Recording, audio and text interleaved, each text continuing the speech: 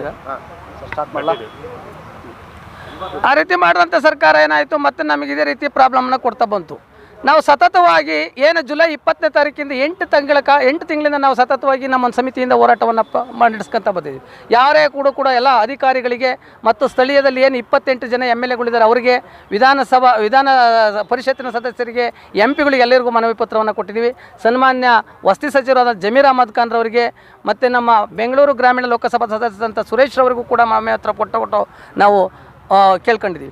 ಅದೇ ರೀತಿ ಕಡಿಮೆ ಮಾಡಿ ಅಂತೇಳಿ ಏನು ನಮಗೆ ಮೂಲ ಮಾಡ್ತೀವಿ ಅಂತ ಹೇಳಿದ್ದಾರೆ, ಭರವಸೆ ಕೊಟ್ಟವ್ರೆ. ಆದರೆ ಈಗ ನಮಗೆ ಮೊನ್ನೆ ನಮ್ಮ ಬೆಂಗಳೂರು ಗ್ರಾಮೀಣ ಲೋಕಸಭಾ ಸದಸ್ಯರ ಸುರೇಶ್ ರವರ ನೇತೃತ್ವದಲ್ಲಿ ಜಮೀರ್ ಅಹಮದ್ ಖಾನ್ ಅವರನ್ನು ಭೇಟಿ ಮಾಡಿದಾಗ ಅವರು ಕೂಡ ನಮ್ಮ ಎಲ್ಲ ಫಲಾನುಭವಿಗಳಿಗೂ ಕೂಡ ಒಮ್ಮತವಾಗಿ ನಾವು ಕಡಿಮೆ ಮಾಡ್ತೀವಿ, ಅಂದರೆ ಏನು 5,30,000 ಇತ್ತು ಅದಕ್ಕೆ 10% ನಾವು ಆ್ಯಡ್ ಮಾಡ್ತೀವಿ ಅಂದರೆ 5,80,000 6 ಲಕ್ಷಕ್ಕೆ ಬರುತ್ತೆ. ಅಷ್ಟು ನಾವೇ ಮಾಡಿಕೊಟ್ಬಿಟ್ಟು ಕಡಿಮೆ ದರ್ಜೆನಲ್ಲಿ ಅಂದರೆ ಕೆಲವು ಮಾನಗಳನ್ನು ದುಬಾರಿ ಮಾನದಂಡಗಳನ್ನು ಬ್ಯಾಂಕುಗಳಿಗೆ ಹಾಕಿದ್ದಾರೆ. ಆ ಮಾನದಂಡಗಳ ಕೈಲಿ ನಮ್ಗೆ ಯಾರಿಗೂ ಕೂಡ ಸಿವಿಲ್ ಸ್ಕೋರ್ ಬರಲ್ಲ. ಮೊದಲೇ ನಾವು ಯಾರುವೆ ದುಡ್ಡಿದ್ರೆ ಯಾಕೆ ನಾವು ಅಲ್ಲಿ ಕೇಳಕ್ಕೆ ಹೋಗ್ತಾಯಿದ್ದು ಬ್ಯಾಂಕಲ್ಲಿ ಸಾಲನ, ಅಂಥ ಸಾಲದಂಡವನ್ನು ಸರಳ ಮಾನದಂಡಗಳನ್ನು ಕೊಟ್ಬಿಟ್ಟು ನಮಗೆ ಸಾಲನ ಕೊಡಿಸ್ಬಿಟ್ಟು ನಮಗೆ ನಮ್ಮ ಮನೆಯನ್ನು ನಮಗೆ ಕೊಡಲಿಕ್ಕೆ ಅವಕಾಶ ಮಾಡಿಕೊಡ್ಬೇಕು ಅಂತ ಕೇಳ್ತಿದ್ವಿ.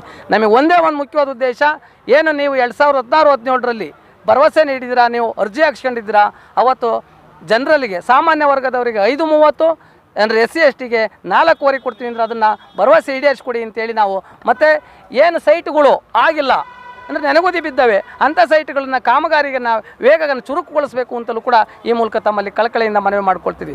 ಸನ್ಮಾನ್ಯ ಸಿದ್ದರಾಮಯ್ಯನವರೇ, ನೀವು ಇಂದು ಎಲ್ಲರಿಗೂ ಅನ್ನಭಾಗ್ಯವನ್ನು ಕೊಟ್ಬಿಟ್ಟು ಅನ್ನದ ರಾಮಯ್ಯ ಅಂತ ಕರೆಸ್ಕೊಂಡಿರ ಈ ಒಂದು ಯೋಜನೆಯನ್ನು ಜಾರಿ ಮಾಡಿಬಿಟ್ಟು ನಮಗೆ ಏನು ಹಿಂದೆ 2016-17ರಲ್ಲಿ ಕೊಟ್ಬಿಟ್ಟು ಆ ರೇಟಿಗೆ ಕೊಟ್ಬಿಟ್ಟು ಆಸರ ರಾಮಯ್ಯನವರಾಗ್ತೀರ ನಮ್ಮ ಪಾಲಿಗೆ ಅಂತೇಳಿ ನಾವು ಕೇಳ್ಕೊಡ್ತೀವಿ ಸ್ವಾಮಿ.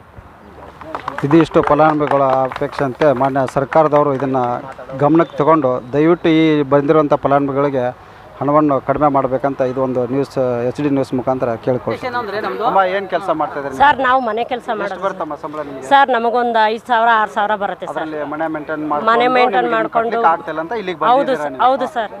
ಏನು ಕೆಲಸ ಮಾಡ್ತಾ ಇದ್ರಮ್ಮ ನೀವು? ಮನೆ ಕೆಲಸ ಸರ್. ಅಮ್ಮ, ನೀವೇನು ಮಾಡ್ತಾ ಇದ್ದೀರಿ? ನಾವು ಮನೆಯಲ್ಲೇ ಇದೀವಿ ಸರ್.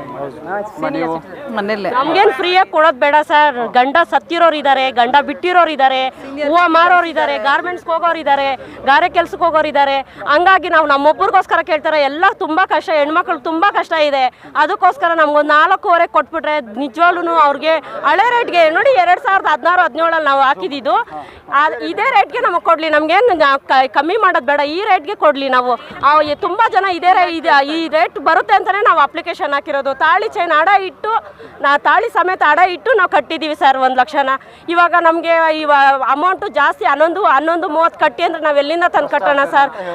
ಕಷ್ಟ ಆಗುತ್ತೆ ಸರ್, ತುಂಬ ಕಷ್ಟ ಆಗುತ್ತೆ ನಮಗೆ. ಒಂದೆಡೆ ಸರ್ಕಾರ ಅಷ್ಟೇ ಅಮೌಂಟ್ ಫಿಕ್ಸ್ ಅಂದರೆ ನೀವು ಮನೆ ತಗೋತೀರಾ ಅಥವಾ ಕ್ಯಾನ್ಸಲ್? ವಿಷ ತಗೊಂಡು ಸಾಯ್ಬೇಕು ಅಂತ ಡಿಸೈಡ್ ಮಾಡಿಬಿಟ್ಟಿದ್ದೀವಿ ಸರ್. ವಿಷ ತಗೊಂಡು ಸಾಯ್ಬೇಕು ಅಂತ ಡಿಸೈಡ್ ಮಾಡಿದ್ದೀವಿ. ನಾವು ಅಷ್ಟು ಸರ್, ನಾವು ಯಾರು ಓಟ್ ಹಾಕಲ್ಲ. ಅಷ್ಟು ದುಡ್ಡು ಕೊಟ್ಟು ನಾವು ತಗೊಳ್ಳೋ ಕೆಪಾಸಿಟಿ ಇಲ್ಲ ಸರ್. ನಾವು ಕೂಲಿ ಮಾಡ್ಕೊಂಡು ತಿನ್ನೋರು, ನಮಗೆ ಯಾರು ಗಂಡಸರು ಇಲ್ಲ. ಎಲ್ಲರ ಬೇಡಿಕೆನ ಹಳೆ ಅಮೌಂಟ್ಗೆ ಕೊಡಿ ಅಂತ ಕೇಳಿದ್ದೀವಿ. ಆದ್ರೆ ಏನು ಮಾಡ್ತಾ ಇದ್ದಾರೆ, ಬರೀ ಅವರು ಸರ್ಕಾರಕ್ಕೆ ವಸತಿ ಇಲಾಖೆ ಕಡೆಗೆ ಕೈ ತೋರಿಸ್ತಾ ಇದ್ದಾರೆ.